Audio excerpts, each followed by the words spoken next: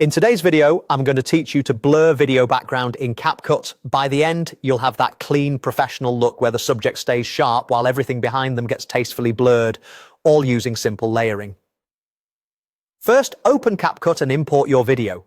You can drag the file straight into the workspace or use the import button. Either way, get it onto the timeline so you can see it in the preview. Make sure the clip is the length you want to work with so everything stays in sync later.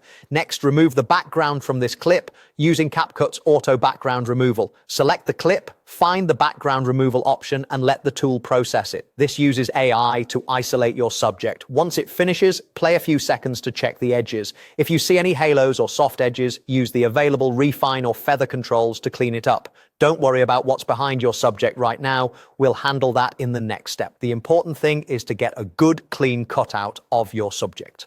Now bring the same original video into the workspace again. You can drag the same file in one more time and place it on a new track below the first clip. This second copy will become your background layer. With this bottom clip selected, add a blur effect from CapCut's effects panel.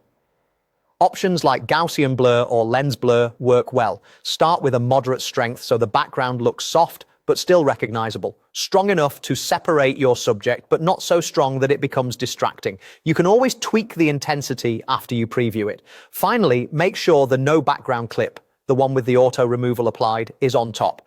Your timeline should have the blurred copy underneath and the subject only clip above it. Align the two clips so they start and end together, ensuring they're the same length. This layering tells CapCut to show your subject from the top track while the bottom track supplies the blurred background. Scrub through the timeline to check for any misalignment or edge issues. If you notice parts of the subject flickering or the blur peeking through, revisit the background removal refine controls or slightly adjust the blur strength until it looks natural.